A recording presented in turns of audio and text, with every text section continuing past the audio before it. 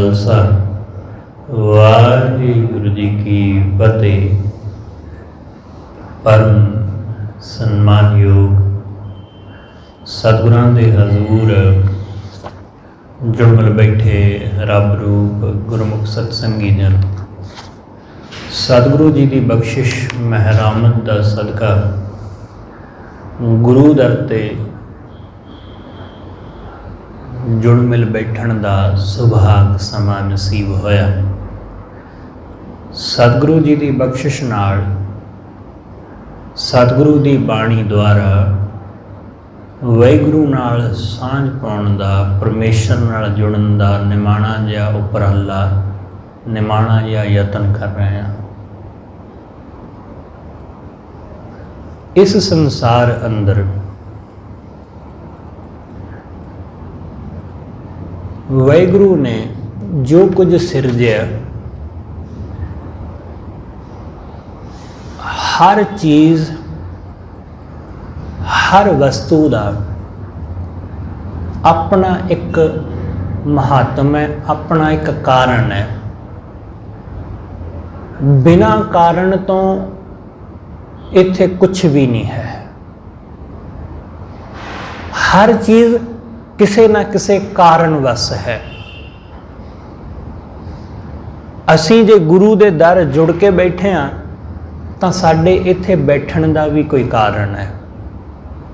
हर शै, हर चीज़ जो भी साडे इस जगत विच मौजूद है, उहदी मौजूदगी का कारण है। इसे तरह सतगुरु समझाउंदे कि इस जगत विच मनुख का आगमन होया, इस संसार विच बंदे का आगमन होया, ते इस बंदे दे इस जगत विच आउण दा भी कारण है। इसका भी जरूर कोई ना कोई कारण होवेगा। बिना कारण तो ते इत्थे कुछ भी नहीं है। इसलिए हर चीज़ की अपनी एक इंपॉर्टेंस है। बस उस इंपॉर्टेंस नू, उस महत्व नू जिन्हें समझ लिया, उदा आना सफल हो गया इस जहान विच। सतगुरु बाणी अंदर समझाउंदे ने, सतगुरु कहंदे मनुख दे इस जगत विच आउण दा कारण उस वाहिगुरु विच लीन होना है। कि इस संसार विच जो मनुख जन्मिया, धर्म कहंदा है कि इस मनुख दा, इस आत्मा दा उस परमात्मा विच लीन होण दा मकसद है, मनोरथ है कि ये जिंद उस वाहिगुरु विच एकमिक हो जावे। सतगुरु कहंदे कि बहुत जूना भोगण तो बाद ये मनुखा शरीर मिलिया।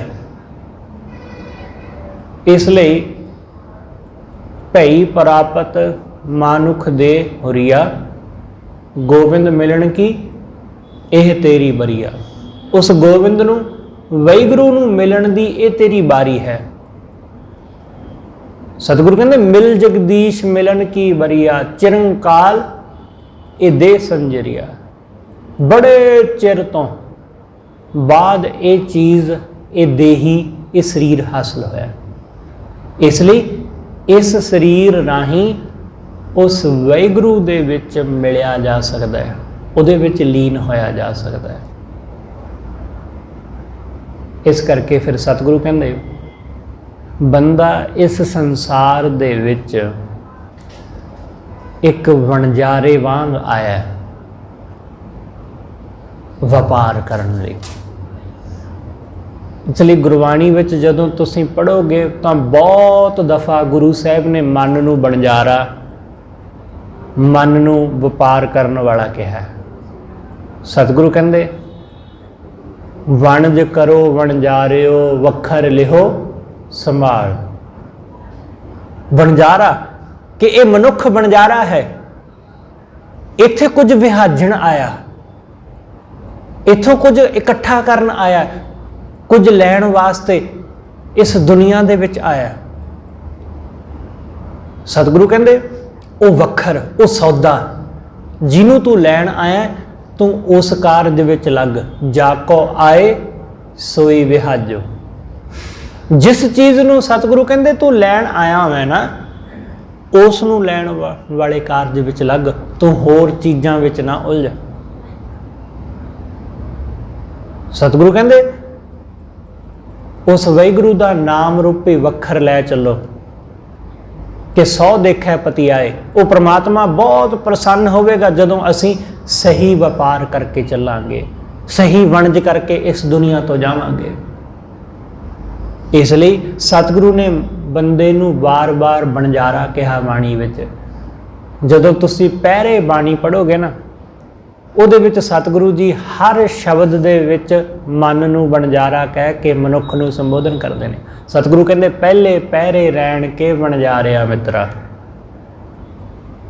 कि हे बनजारे मित्र, तू जदों पहले पैर विच, भाव जदों तेरा जन्म होया, पहले पैर विच तू मां दे गर्भ विच आया, फिर दूसरे पैर विच तू जन्मिया, तू हसन खेडन लग्या, बाल लीला कीतियां, तीसरे पैर विच भर जवानी आई, ते जवानी दी चकाचौंध, जवानी दियां रंग रलियां, उन्हां नच्चण गाउण दे तमाशियां विच उलझिया, ते जदों चौथा पैर आया बुढ़ापा, ते बुढ़ापे दे इस चौथे पैर दे विच फिर ये शरीर खीण हो गया, कमज़ोर हो गया, ते फिर हमेशा दी नींद सौ गया।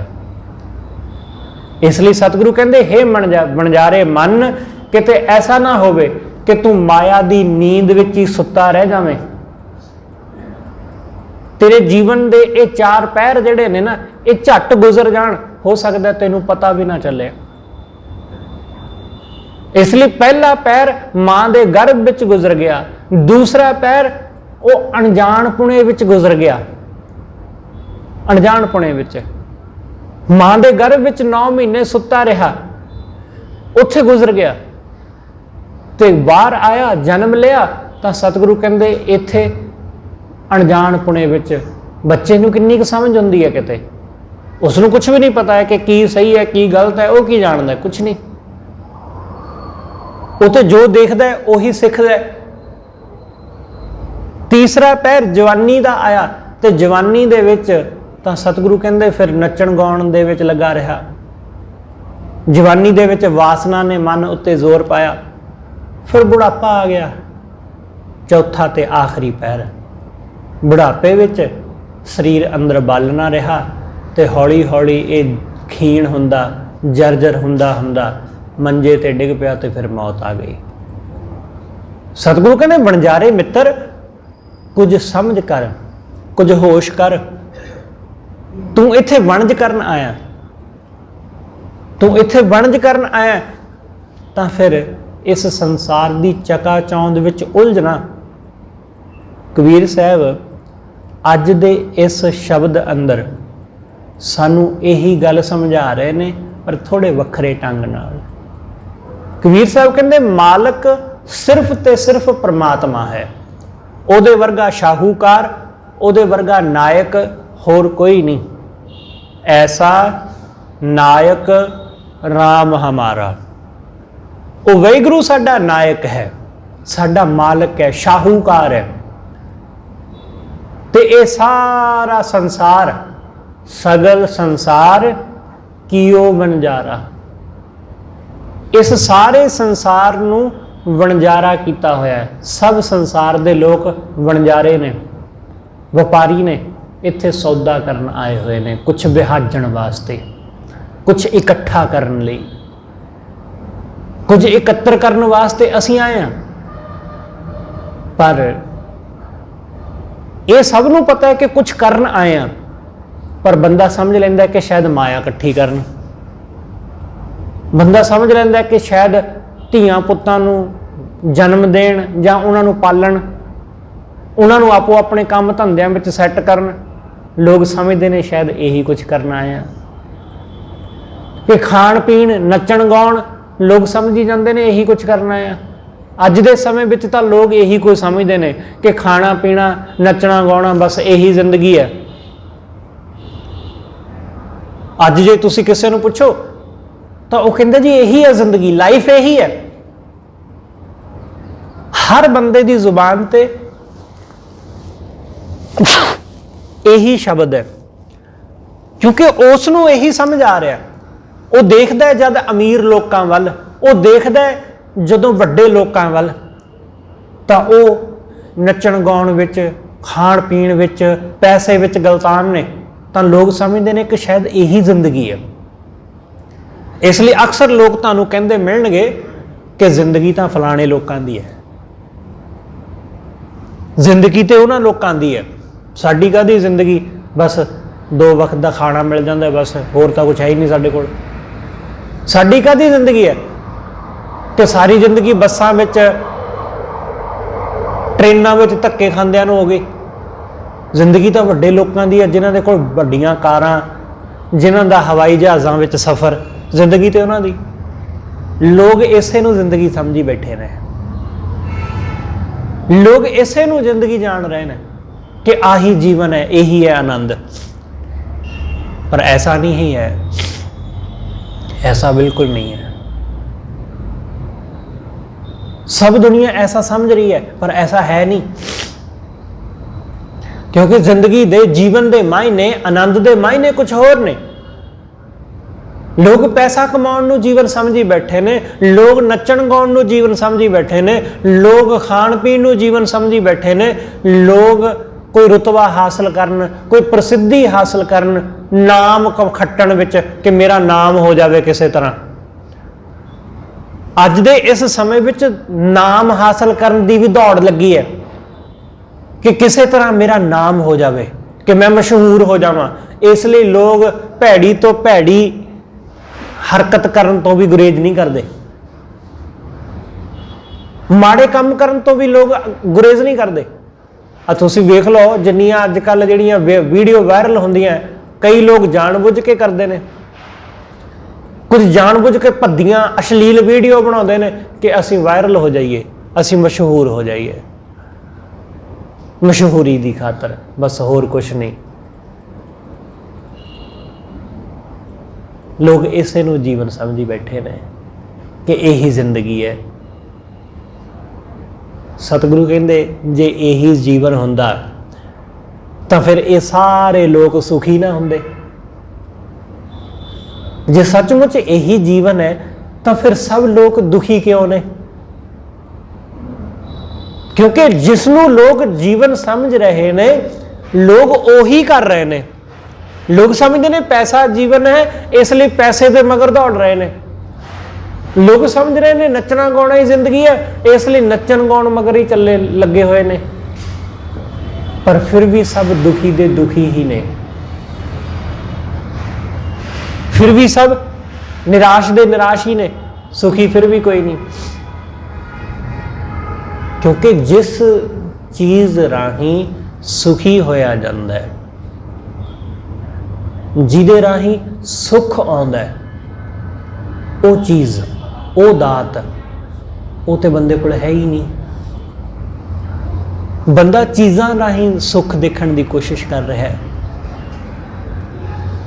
सतगुरु कहते जिहड़ी चीज़ नूं बिहाजण नाल, जिहड़ी चीज़ नूं इकट्ठा करन नाल सुख मिलना है, बंदा उसे नूं नहीं बिहाजदा, बाकी सब कूड़ कवाड़ इकट्ठा करी जांदा है। कबीर साहब कहते ये सारा जगत बनजारा है, ये सारा जगत। कबीर साहब का ही बचन है। कबीर साहब कहते कोई इत्थे तांबा इकट्ठा करन ते लगा है, ते कोई इत्थे चांदी, कोई इत्थे लोहे का व्यापार करन लगा है, ते कोई इत्थे सोने का। किन्ही वंध्या कांसी तांबा, किन्ही लौंग सुपारी, ते कोई इत्थे लौंग सुपारियां दा लगा होया व्यापार करन। कोई कपड़े का व्यापार कर रहा है, तो कोई गड्डियां दा, कोई किसी चीज़ का, तो कोई किसी चीज़ का। कबीर साहब कहते जिहड़ी चीज़ का व्यापार करना है ना, बंदा उसे चीज़ का व्यापार नहीं करता। कबीर साहब कहते सारा जगत बनजारा है, सारी दुनिया इत्थे व्यापार कर रही है, कोई सोने चांदी का, कोई तांबे का, कोई पान सुपारी का, पर एक साधु जिहड़ा व्यापार करता है ना, वो वाहिगुरु दे नाम दा। संतो वणजया नाम गोविंद का। उन्होंने नाम दा व्यापार किया, नाम दा वणज किया। ऐसी खेप हमारी। कबीर साहब कहते आ खेप है साडी, आ साडी कमाई है। होर तो साडे कोल कुछ है ही नहीं, होर कोई दौलत नहीं है, होर कोई शौहरत नहीं है, होर दुनिया के पदार्थ नहीं है। सतगुरु कहते ऐसी होर दौलत शौहरत नहीं, बस सिर्फ परमेश्वर का नाम, सिर्फ परमेश्वर की बंदगी, बस। इसलिए सतगुरु कहते हे वणजारे मन, तैनू वाहिगुरु ने वणजारा करके भेजा तां इस जगत विच परमात्मा दे नाम दा वणज कर लै, उहदे नाम दा सौदा खट लै। इसलिए सारा जगत वणजारा है। ऐसा नायक राम हमारा, सगल संसार कियो वणजारा। कबीर साहब कहते इस संसार दे विच मनुख ने किन्हां चीज़ां दे नाल व्यापार कीता कि व्यापार करने वास्ते जिवें पहले समय में बैल गड्डियां चाहिए सी, बैल गड्डियां दे उत्ते टांडियां दे उत्ते लोग अपना समान लद के ले जाते सन, बेचते सन। कबीर साहब कहते इत्थे व्यापार काहदे नाल कीता है, इत्थे किहड़े बैल ने, किहड़े बलद ने जिन्हां बलदां दे राही बंदा व्यापार करदा है। कबीर साहब कहते पाप पुण्य दोए बैल विसाहे।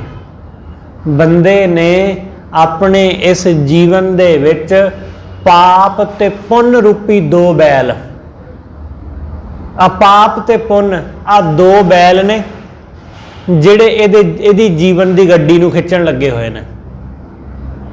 पाप पुण्य दोए बैल विसाहे, पवन पूंजी प्रगासियो। ते व्यापार करने वास्ते पूंजी चाहिए है, कुछ ना कुछ रकम चाहिए है ना, कुछ पैसा चाहिए व्यापार करने लई। सतगुरु कहते पूंजी की है, परमात्मा ने बंदे नूं पूंजी दिती है सवासां दी, पवन पूंजी, जिहड़े असीं साह लै रहे हैं। ये जो सवासां दी पूंजी है, ये वाहिगुरु ने बंदे नूं बख्शी है कि भाई आ लै पूंजी ते जाके व्यापार कर। तो सतगुरु कहते बंदे ने व्यापार करने वास्ते इस पूंजी नूं वरत्या, ते उन्हें इस पूंजी दी वरतों करके की खरीदिया, पाप ते पुण्य रूपी बैल। चंगे अते मंदे कर्मां दे बैल बंदे ने विसा लै, बलद खरीद लै, चंगे ते मंदे कर्मां दे, पाप ते पुण्य। बंदे दे कोल होर है की है, पाप ते पुण्य। एक काम मंदा करदा, एक चंगा कर लैंदा, दान करदा नाल चोरी भी कर लैंदा। चोरी नहीं करदा पर मन विच सोच लैंदा कि काश ये चीज़ मेरे कोल हुंदी। चोरी किसी दी हथ नाल ना करे पर मन नाल कर लैंदा। बहुत दफा आउंदा है कि मेरा बस चले तो मैं फलानी चीज़ चुक लियावां। चोरी तो करनी चाहता पर बस नहीं चलता। एक पासे दान करदा, दूसरे पासे चोरी की भावना रखदा या चोरी करदा। सतगुरु कहते आ पाप ते पुण्य आ नाल नाल चलदे ने। इहदी जीवन की गड्डी नूं खिच्चण लगे हुए ने पाप ते पुण्य।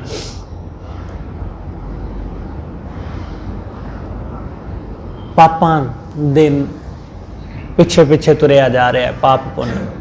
पाप पुण्य दोए बैल विसाहे, पवन पूंजी प्रगासियो। सवासां रूपी पूंजी नूं वरतदा जा रहा है दिन प्रति दिन। आपां रोज वरत रहे हैं इन्हां साहां नूं,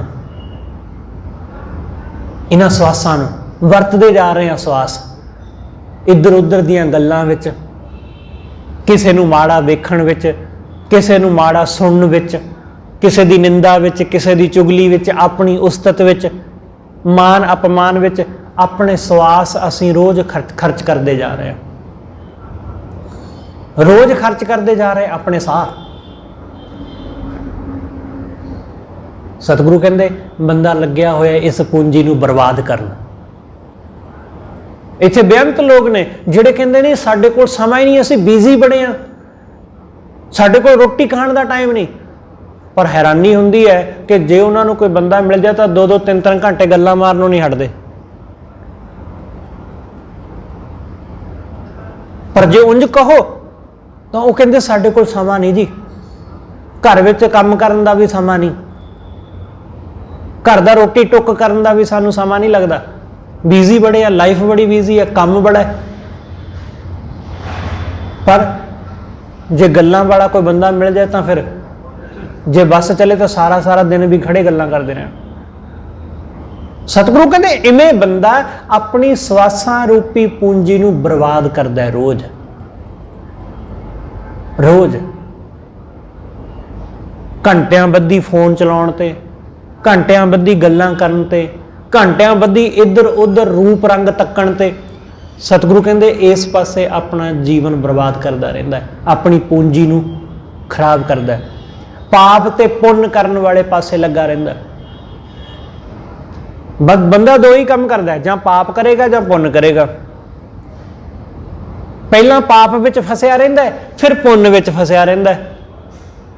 लोग डरते ने कि पाप ना हो जाए, पैर थले कीड़ा ना आ जाए।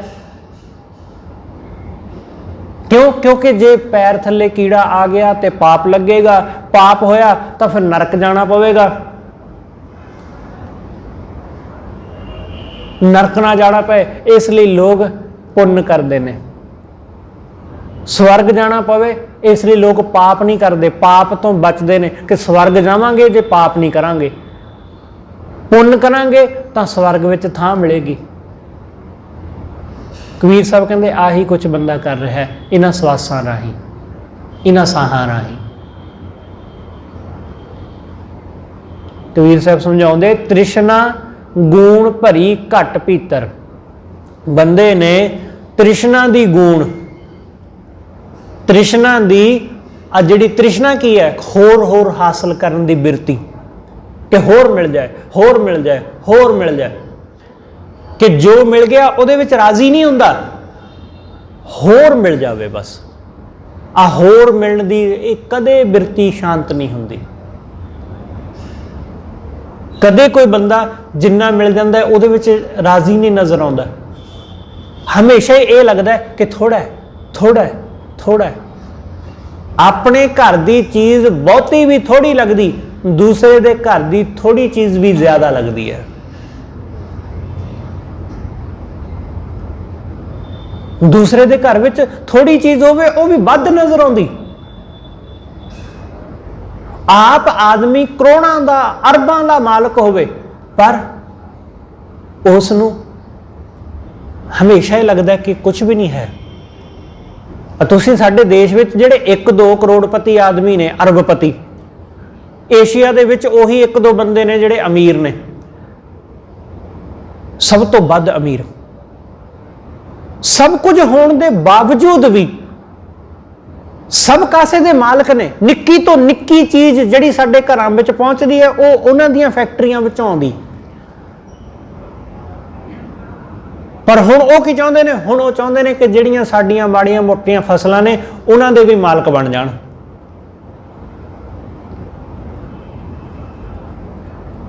कि वो भी उन्हां दियां हो जाण। जो माड़ा मोटा किसान रोटी खांदा है वो भी रोटी खाणों भी रह जाए। सरकार की नीति ये है कि खेती विचों लोकां नूं हटाया जाए। नीति आयोग की एक गल है, नीति आयोग जो भारत सरकार का नीति आयोग है, उहदे मुताबिक कि वध तो वध लोकां नूं खेती विचों हटाओ। जदों वध तो वध लोग खेती विचों हटणगे तां वो पिंडां चों निकल के शहरां नूं आउणगे। ते शहरां विच की लोड़ है? शहरां विच लोड़ है लेबर दी, मजदूरी दी। मजदूरां दी लोड़ है शहरां विच। फैक्ट्रियां लगियां ने उत्थे मजदूरां दी लोड़ है। खेती बंदा छड्ड के आके शहर विच वो मजदूरी करेगा। ਤੇ ਜਿਹੜੇ ਪਿੱਛੇ ਕਿਸਾਨ ਬਚ ਜਾਣਗੇ खेती ਕਰਨ ਵਾਲੇ, ਉਹਨਾਂ ਦੀ ਆਮਦਨ ਦੁੱਗਣੀ ਹੋ ਜਾਏਗੀ। क्या तरीका है आमदन दुगनी करने का? कितना सोहना ढंग है ना कि इस ढंग नाल आमदन दुगनी हो जाएगी। भाई किड्डे मूर्ख लोग ने नीतियां बनाने वाले कि उन्होंने उन्होंने काम विचों हटाओ तो फिर आमदन दुगनी किवें दुगनी हो जाएगी। भाई एवें ऐसा कदे भी नहीं हुंदा। अमेरिका वर्गियां देशों ने ये नीतियां वरत के छड्ड दित्तियां पर कुछ हासिल नहीं होया। उत्थों दे किसान खेती छड्ड गए, उन्होंने छड्ड दित्ती खेती।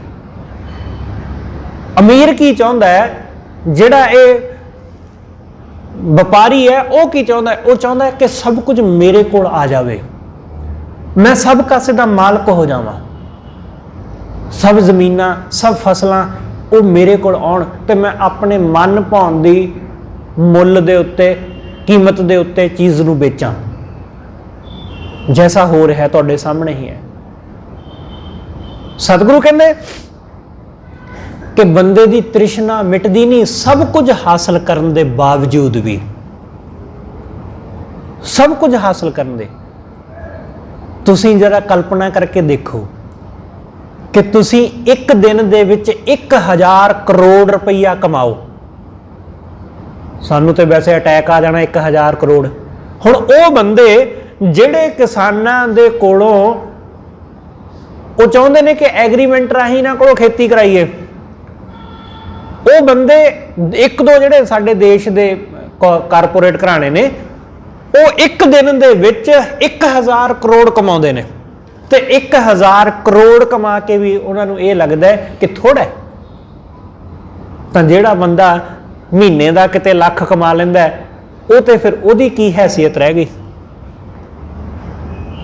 1000 करोड़ कमाउण वाला भी कहंदा कि थोड़ा है, बहुत घट है। इनू कहंदे ने तृष्णा। चाहे कोई 10,000 कमावे ते चाहे कोई 10 लाख ते चाहे कोई 1000 करोड़, तृष्णा ते सब दी इक्को जिही है, मिटदी नहीं कदे कि होर मिल जाए, होर मिल जाए, होर मिल जाए, होर मिल जाए। ये होर मिलण दी दौड़ नहीं कदे मिटदी। सतगुरु कहते तृष्णा गूण भरी घट पीतर। इस बैलगड्डी विच तृष्णा भरी पई है। बंदे ने पाप ते पुण्य नूं बैल कर लिया ते आ तृष्णा दी गौण ये भर लई है छट। इहदे विच तृष्णा गौण भरी घट भीतर इन विद टांड विसाहियो। आ टांडा आ गड्डी आ भर लई। सतगुरु कहंदे आ माल इकट्ठा कीता बंदे ने अपने जीवन विच, पाप पुण्य दा तृष्णा दा आ कुछ इकट्ठा कीता, आ सरमाया आ पूंजी है बंदे दे कोल।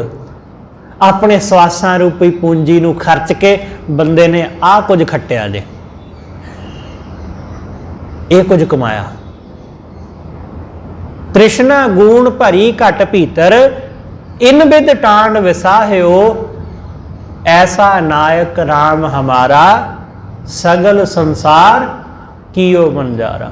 वो साडा मालक, वो वाहिगुरू ऐसा मालक है, ऐसा शाहूकार है कि उन्हें सारे जगत नूं बनजारा बनाया। सारा जगत बनजारा है, सारा जगत इत्थे व्यापार करने वास्ते आया होया, लाया होया उन्हें रहाओ।